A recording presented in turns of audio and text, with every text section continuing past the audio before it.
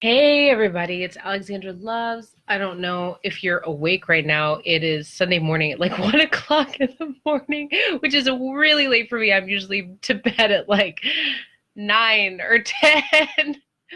But I wanted to talk to you about something after I was done crying about it for about an hour. Um, Hey Cyrus, how's it going? I have a little cat right here with me. Um, so tonight I was accosted again. Um, in the same way I was accosted a few months ago in a very similar manner. And I want to talk about it. And I'm hoping that you catch this video because I feel like this is the kind of thing that happens that I often see people online, especially men who don't understand what this is. People will be like, "Oh, it's not that big of a deal. Like it's just a little thing. Oh, that happens. It's the environment you're in or whatever." And I just want to tell you just a little bit about what happened tonight. Hey, Megan, how's it going? Hey, Catherine, how's it going? Um, so I was accosted again tonight.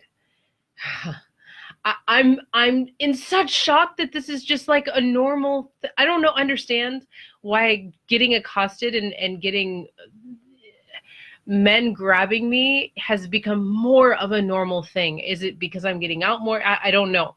Anyway, so part of my recovery process is that I am a dancer. I'm a dancer. I've been a dancer my whole life. And something that happened to me that caused a lot of trauma years ago, 5 or 6 years ago, was somebody created a lot of emotional trauma and physical trauma in the arena of dance. And so it's been a journey allowing myself to dance again. There was a few years where I couldn't dance at all. And it also really, really influenced my trust interactions with men. And so I'm at this step in my journey right now as I'm becoming less of a hermit. I've done a lot of like business building, but also being like in my own in my own shell and my own spiritual work and been in my own shell. And now I'm definitely being led to go out more. And so I decided, like, you know what a really good thing to start addressing right now is start dancing again. Like, go out there and see what it is like to be around people and to dance and to be around people again in these arenas where people are touching each other all the time, and there is that sort of attractive sexual energy, and see if this is something that you can do and can be around. So I went to it's called the Blackout Party. It was good. The music was sick. The music was good. The people were great. It happens every Saturday night here. Every first Saturday here in Portland is called the Blackout Party. You wear all black. It's a great event. The music was so good, and it met so many of the needs that I had. I just wanted to be around people who were dancing to like hip hop and reggae and funk. We don't have a lot of that here in Portland, and so this is really special for me. And I just wanted to. I was kind of led as I was walking in. I was like, you know what? I want to be able to dance. I want to be in the center of it all and like feel that like high vibe. But I also think that because I'm just starting to get out again and because I'm way more sensitive than I used to be, that I should just sit and be close to the music and just like watch people and just be, be nice to be. I go with earplugs all the time, super sensitive. It's really loud for me. I go with earplugs all the time to these clubs. Or I used to all the time. Now that I'm going again, I wear earplugs. And so I'm sitting and I'm just like, I'm jamming out and I'm just liking it. And people are saying hi and the music's so good, you guys. It's so good. And I'm just like bobbing and nobbing. And people were nice. They didn't, people kind of knew not to, they read the vibe. And this guy comes over to me at some point and I can feel it already that he needs something. Not that he's just interested, he needs something from me. And I'm like, I'm just like filtering the energy. I'm like, all right, like I get it, but like, no, that's not what I'm here for. And he kind of leans in and I take my earplug out and he asked me to dance. I said, no, but thank you. The music's good. I put my earplug back in and he's kind of sitting there. And then he turned around and he's like, are you sure? And I said, yeah, I'm sure. This is another thing I've noticed. There are so many people out there that think that no is a negotiation. No, I'm starting to realize I have to say no negotiation. I don't really care if people think I'm a bitch for it, but god damn. And he's, are you sure? I'm like, no. I said, yes, I'm sure. I don't want to dance. And so we're sitting there for a little while longer, and you know, I'm just kind of like looking around, and other men are passing by and like nodding to me, and I'm nodding to them, and they're walking by, like they're getting it. They're getting that I'm not, you know, they're reading it, right? And then he turns around again and he's like, we should dance. And I said, no. And he grabs my arm. This is where the guy grabbed my arm in the mall a couple months ago. Same thing, okay? He grabs my arm. I look at it like, this is what I do. I went like this.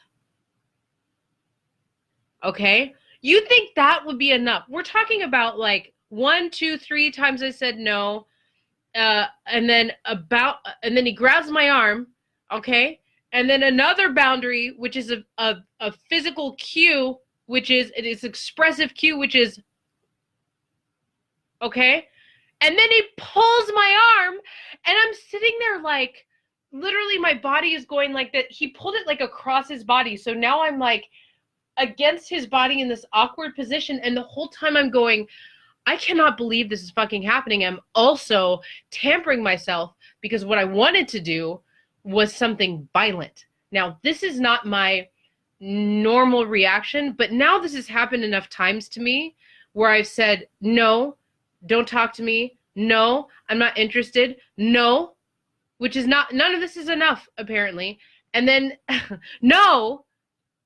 And then they go for my body anyway. And it might seem, you might be watching this and you might think they're like, oh, that's what happens in a club. Oh, that's the way guys and women are. Oh, that's, you know, like maybe you were doing something, maybe you were dressed a certain way, but no. If this is a normal thing, if this is what we are calling normal, if this is what we're calling okay, that's a big problem. It might seem like a little thing, but what it's causing in me is like, I'm getting to a point where like, I want to fight. I'm getting to a point where I want to get those rings that have the little, I don't know if you've ever seen them. I asked women how they defend themselves online the other day. There are those little rings that have like a spike in them. They have a rubber covering, but if somebody hurts you, you can just go like that and there's a spike and it'll punch through the skin. You can run. But this is what's happening for me as I'm trying to I'm in a space where I'm trying to heal from a trauma that had to do with dance and what somebody did to me in a dance arena. Okay. And here I am in this dance arena. I've said no. I can't tell you how many times. I just told you actually how many times I said no. And somebody said, just because it's common doesn't mean it's normal. Well, you know what? I beg to differ. It is normal. This is normal. It's not okay. That's the point. I think that's the point. I think that this is normal, but it's not, it shouldn't be the normal, and it's not okay. And so I kind of look at him and he finally lets go. And the whole time I'm like, you know, I went to jujitsu for a couple of years and learned some self-defense, and you know, there's self-defenses you can do. But this is the other thing I think that people don't understand. Though there are people all over the place, this guy is bigger than me. I'm kind of in a corner. Okay, I don't know the other people at this club. I don't know the vibe seemed good, but I don't know if he has cronies that hang out with him. You know what I mean? Like that also assault and accost women with no consequence, maybe even rape women. Who knows? With no consequence. So I don't know who is going to back him up around me. So I'm afraid that if I like do this and like push him away, that I will then get further hurt. So I have to find out. So this is what's normal for a club. This is kind of what I feel like this is what a lot of women, when we go out, when we're in groups of where men are there and where there's dancing, I feel like this is just a normal thing. This was a normal thing for me when I went to a mall and there were people around and there was no dancing and no loud music and the complete bright light. This is what, it's almost same thing happened to me. So, so I just want to, I'm putting this out there because then I sat there and a guy came up after that and it was like, that was my cousin. It was not okay for him to talk, to grab you like that. It was not okay. I talked to him about it, blah, blah, blah. And I got to say, you have to understand that when you're talking to somebody who's experienced a trauma, when you're talking to somebody who now has had this happen a few times, there was part of me that was so thankful that this guy came up and said that after. But then there was also a part of me was like, oh, was that part of the game?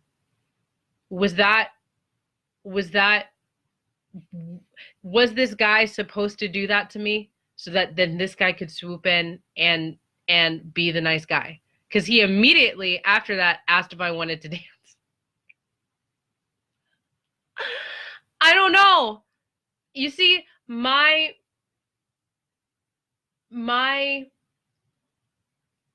ability to discern this has gotten a little lower in the past few months. I feel like I've met so many and dated so many amazing guys out there. I know so many amazing guys out there, and yet when I finally left, which by the way, I had to wait until I felt that there was a safe path out of this club. I had to wait because I didn't want to run into this guy again, or his friend or friends, or anybody else who might act like that with me. When I finally found my safe path out, I started crying, and I cried all the way home, and I cried some more. I was taking off my makeup, and the reason I was crying, I was like, wait a minute, why am I crying? Is it because of me? Is it because of because this happened to me, or or is it because I it was an unsuccessful night in what I wanted to do? Because no, it was a successful night. I went out, I was around people, except for being accosted by this person. Like, the music was good. It seemed as if it was a good vibe in the club. I liked this DJ. He does other nights in Portland. I was so excited about that. It was just this one thing, and I was like, I'll be fine. Like, I am working on my own traumas, so I will be fine.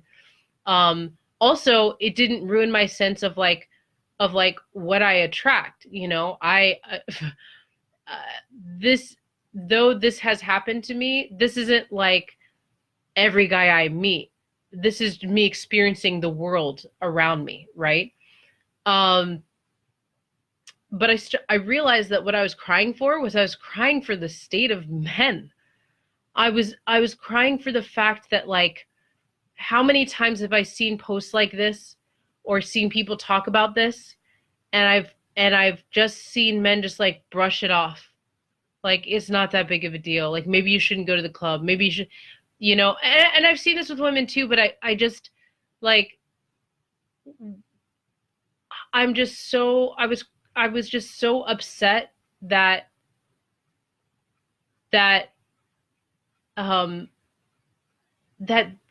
are so many men walking around that just think that a no means nothing. That my sovereignty over myself and my body means nothing. That their job is to convince me. Not even convince me. Their job is to force me out of my comfort zone. That a no literally means negotiation. I cried so hard because I know, here's the other thing. It's not just about the men who are acting this way or the people who are acting this way. This affects all men. I know so many great men out there. I know so many great fucking guys. And I just hope that those men can understand that what this guy is doing, what this other guy did to me in the mall, it causes people like me to start to really not be trustworthy of all men. Okay? And I work on that all the time. But I really, over the last 5-6 months, I've really started to, my standards are high. My boundaries are high. I've really started to look at the general population of men and be very untrustworthy. And it's really, really sad. It's such a small thing, but it builds up over time. So anyway, let me just read the comments really quickly. I just wanted to put it out there because this happened tonight, and I was just so shocked, like, when I really broke it down. That's hard. I commend you for going out. I've been recognizing that I need to develop the tools and defend myself from sexual energy. It's what keeps me from going out dancing. Yeah, Yeah, and that's the thing. It's like for me, it's a balance of I want to go out and participate, and I also want my boundaries to be um, respected. And if I'm going out and participating by standing on the outside and looking in and making it obvious that I'm not dancing and that I'm not interested in dancing and that I think you're nice, but you know I'm going to sit right here and I'm still getting accosted. You know, and you know what? This wasn't like a seedy meat market. You know, yeah, there are people getting down on the floor, but there's also a lot of people who were just enjoying the fun of dancing together. And so this is what's really interesting is that um, it's I'm developing this understanding of when there is that sexual energy, when there is that attractive energy, when there is an environment, a container in which hookups might happen, people are getting slow, like getting up close, personal, and grinded and sexy together. It doesn't mean that you can't still have boundaries.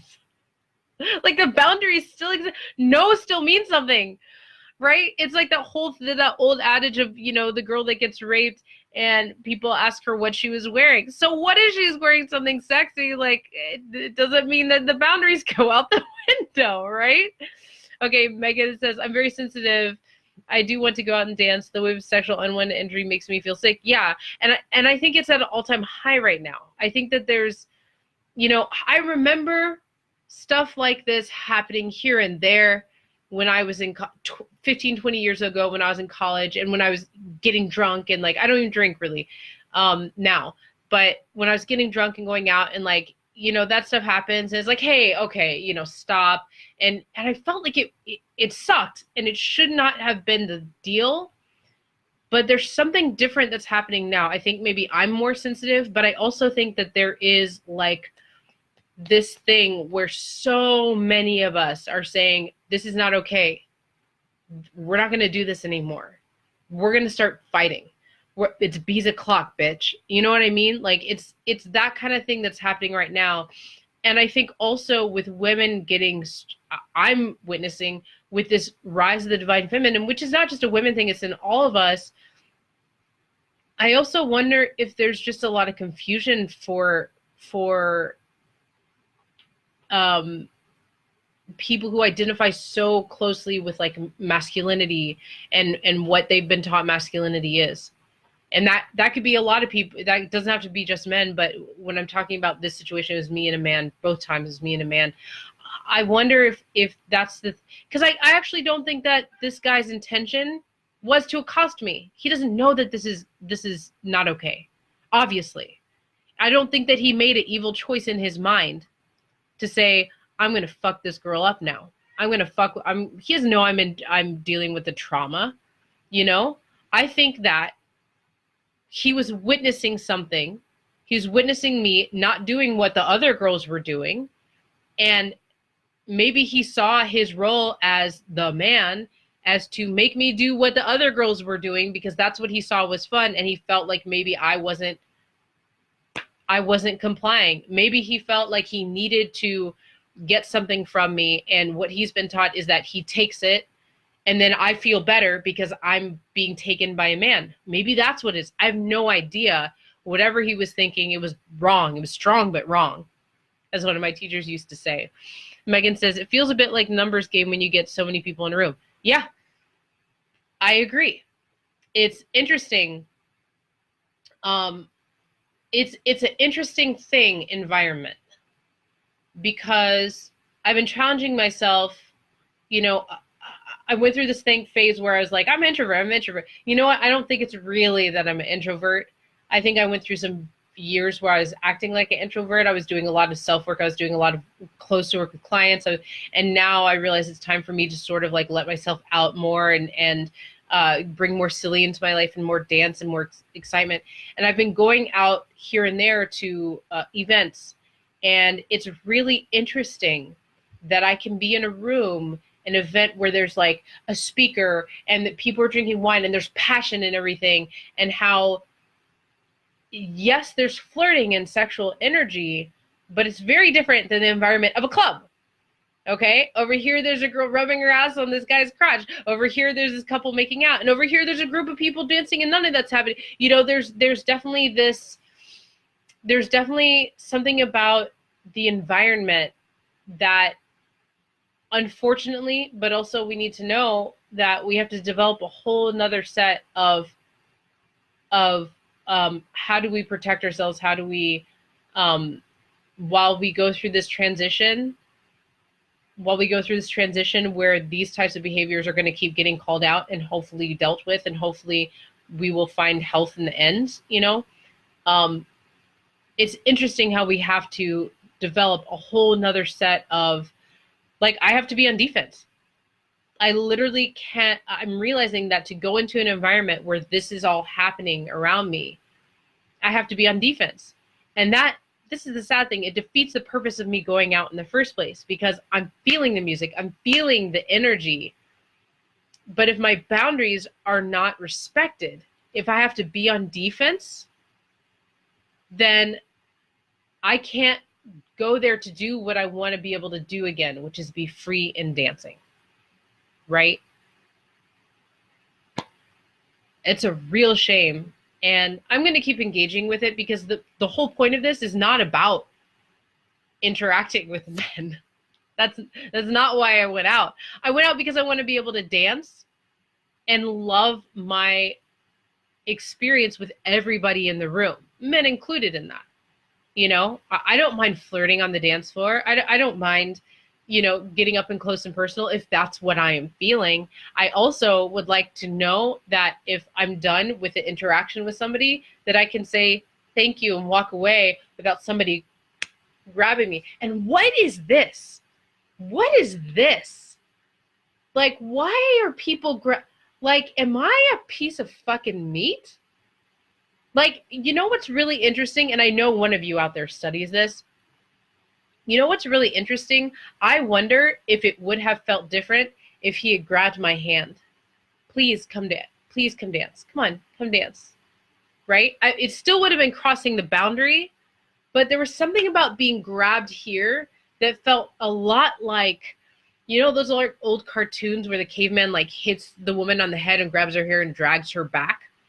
Right? There's something about just being grabbed by the arm. You know, sometimes we do that with if a toddler, for example, is doing something that's like crazy and they're about to hurt themselves seriously, or somebody else, or they're going in a tantrum. And, you know, sometimes you might grab them by like an arm to like remove them so they don't really hurt themselves. Right? It's very, well, here we go. It's very patriarchal. It's very possessive, and it just felt icky and nasty, and I I just don't have a lot of faith in what's going on for the general population for men right now. And here's the other thing. I know so many amazing men. I'm always telling them, please start speaking about how to start speaking, because I deal with love, right? A lot of clients, it doesn't matter what you're trying to create in your love life, like, you know, multiple partners, nourishing relationships, finding your soulmate, whatever it is, the work is all the same. And so many women I work with, when it's stuff like this happens, I get why they hate men. When I hear people saying things like, I hate men, I don't trust men. It's little things like this that add up over time, and it's affecting all of us. Okay, one more comment. I definitely remember that cartoon from young age. I can't place it. It's so sad that it was planted, the dominating caveman. Yeah. I don't remember either where it came from. Yes, we need to be more men to be the light and share their views. Yeah. I'm so glad that, you know, here's the other thing I want to say too.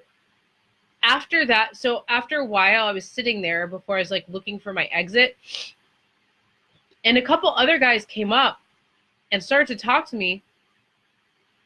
And, you know, I like took my earplug out. I was being nice or whatever. And I was like, being nice. I was being kind, and I was like returning the conversation. Then I was like, and I put my earplug in and just kind of like went back. And a couple of them kept talking to me. And then, you know, they got it. And they were like, yeah, she's not interested. And I wasn't punished for it. I wasn't accosted for it. Okay. I wasn't, no assumptions were, oh, there was one guy who was, I will tell you, this is really funny. And this, I'm very proud of myself because this is the kind of thing that as an empath, a sensitive person, this kind of shit used to drive me through the fucking roof. Is when people make like a big sweeping assumption about me that they know, because I'm feeling it, like when they say it, they feel it so deeply and I feel it like it's real. And then like, wait, was that them or me?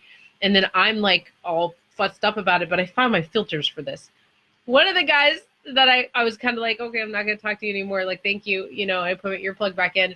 He said, but wait, why won't you dance? Okay. So he also was kind of like getting a little, expecting something of me. And I took my earplug out. I said, what? He's like, is it because you're waiting for white guys? You're waiting for white guys. I gotta tell you, my first reaction was to laugh out loud because I live in Portland, Oregon. Portland, Oregon is the whitest place in the country, probably. And I was in a club that's one of those rare places that's like, it was full of black people. And I just found it to be so funny that's what that was. It was just like, so I was like, what did you base in my mind? I'm like, what? And I've learned little tactics to not take that on for myself and to just, because I've made assumptions about people too, and I didn't even realize that we're all programmed to do that. And it's I feel like it's a life work for all of us to like remember to not make assumptions about people. And I kind of looked at him, I was like, what? I played dumb. Quite honestly, sometimes it's what you got to do is just so you don't get in it with people and cause unneeded drama. I kind of looked at him and I was like, huh? And he kind of like laughed and he walked away and I was like, wow, dodged a bullet, but even in that moment, even though he's making an assumption, my clearly, I'm not going along with you in this. I'm not interested in engaging with you. He walked away, and I don't think that it's a lot to ask when somebody says no, to say, okay, and walk away and to stop. I don't think it's a lot to ask when somebody says no several times to take it upon yourself and, remember who you find some integrity within yourself and to keep your hands off that person. It's not a lot to ask. It's not. It's very simple. Okay, another comment. Having done my junior thesis on nonverbal courtship behavior, I knew somebody would know about this shit. I love it. I can affirm that grabbing you by the wrist instead of going for your hands is more intimate. Further, in actual courtship observed, if one touch is not reciprocated, the initiator doesn't try again. If he persisted, your feelings ultimately did not matter to him. I can't speak to why he would think that this is okay. Thank you. See, this is really, really, I'm glad you studied this, Emily. This is really cool.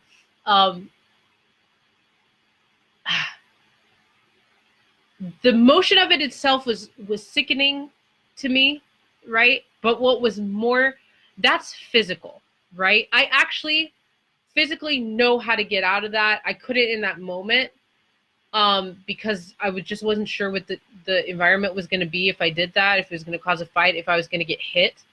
Because that's the thing, if he's telling me he doesn't care about about my body, that I possess my body, then the chances are pretty high that if he's doing this anyway, that he might also hit me. Like, that's what I have to assume.